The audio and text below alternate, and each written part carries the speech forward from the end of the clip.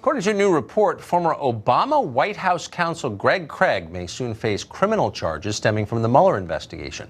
Craig is one of the most prominent Democrats in Washington and has been for decades. He was a lawyer in the Clinton White House. Craig, it turns out, was also an unregistered lobbyist for Ukraine. He got that gig after being hooked up by Paul Manafort, who, of course, also worked for the Ukrainian government. Like so many foreign lobbyists in Washington, Craig apparently did not disclose his work to the federal government, even as he was making millions from Ukrainian oligarchs. According to the New York Times, Craig could face charges for failing to register under FARA, the Foreign Agent Registration Act. That's a 1939 law that until recently went essentially unenforced.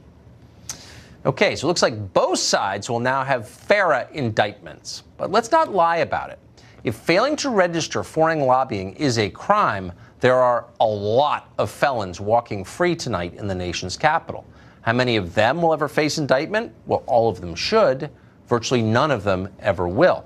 That's not an argument against upholding the law. We should. But selective enforcement is not justice. It's persecution. And that's true even when they indict someone you don't like.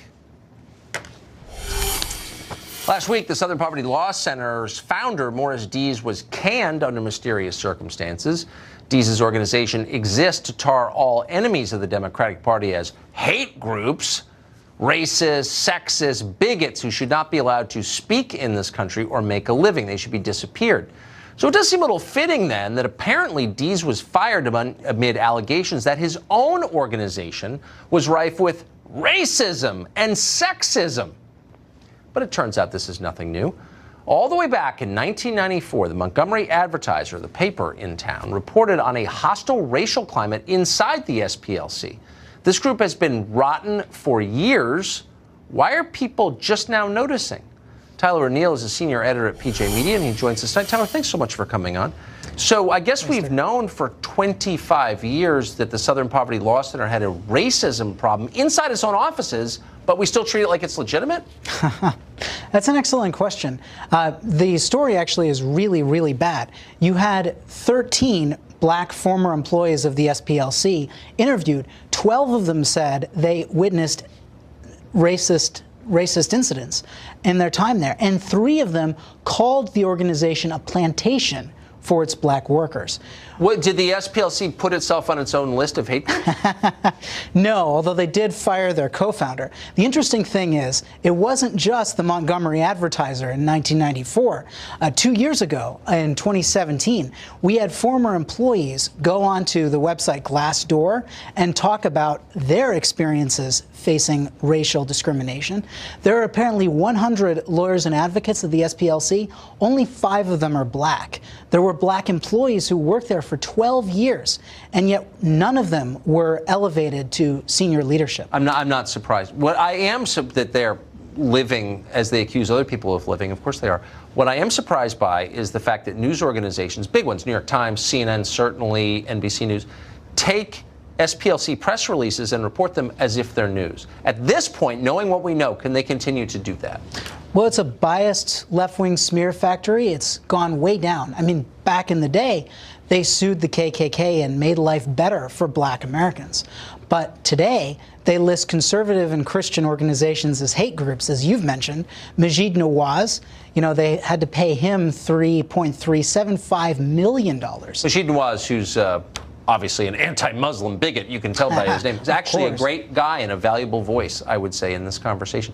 But how can news organizations get away with pretending that they are a credible source of news? It's the liberal bias. They can't see it. And that's actually one of the positive things. If the SPLC hires more black leaders, there's a possibility, because blacks tend to be more Christian and believe evangelical beliefs at a higher rate than whites do. There's a chance that some of those new black leaders could know that Christianity is not anti-LGBT hate.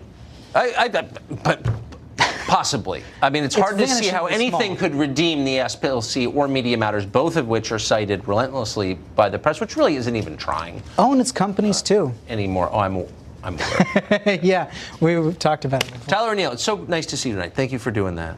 My pleasure. Thanks, Tucker. Went in tonight on a happier note. Congratulations are in order. The rapper Zuby just set a major women's sports record, and he did it without even training and without even being a woman. A couple weeks ago, Zuby tweeted this, quote, "I keep hearing about how biological men don't have any physical strength advantage over women in 2019, so watch me destroy the British women's deadlift record without even trying." And then you know what he did? He did just that. Now, why is that a record? Well, Zuby explained, quote, "P.S. I identified as a woman while lifting the weight. Don't be a bigot!" Well, under prevailing wisdom right now, in fact, under mandatory belief systems that you must adopt or be punished, he's absolutely right.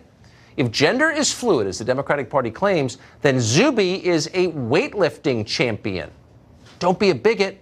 Shut up and believe it, or we'll hurt you. Or laugh at it, which is exactly the right response. Don't get mad. Laugh in their faces. They deserve it.